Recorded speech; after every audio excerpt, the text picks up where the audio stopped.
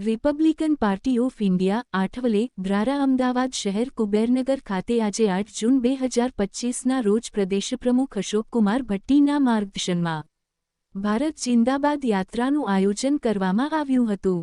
પક્ષના રાષ્ટ્રીય અધ્યક્ષ માનનીય રામદાસ આઠવલેના આદેશ અનુસાર ગુજરાતના તમામ જિલ્લાઓમાં ઓપરેશન સિંદૂરની ભવ્ય સફળતાને બિરદાવવા ભારતીય સેના અને સરકારનો આભાર પ્રગટ કરવા અને મનોબળ વધારવા ભારત જિંદાબાદ યાત્રા યોજવામાં આવ્યું હતો, જેમાં ગુજરાત પ્રભારી જતીન બૂતા, રાષ્ટ્રીય સહમંત્રી શૈલેષ શુક્લા, મહિલા પ્રમુખ લીલાવતી વાઘેલા હાજર રહ્યા હતા અને રેલીને સફળ બનાવવા પ્રદેશ પ્રમુખ યુવા નરેશ સોલંકી, કાર્યાલય મંત્રી હરેશ ખજાનચી જગદીશભાઈ, શહેર પ્રમુખ બંકિમચંદ્ર તમાયચી, રાહુલ સોનકર, ગુલાબ સોનકર, મહેશ ગઢવી, સંજય બજરંગે, દિનેશ રાઠોડ, બાબુભાઈ રાંકાણીએ જહેમત ઉઠાવી કાર્યક્રમ સફળ બનાવ્યું હતું।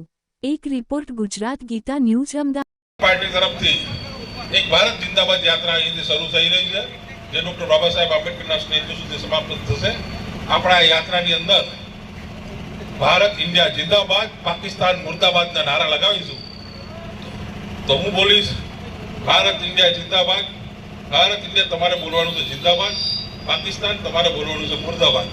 Bharat India, Bharat India, Bharat India, Pakistan, Pakistan, Pakistan.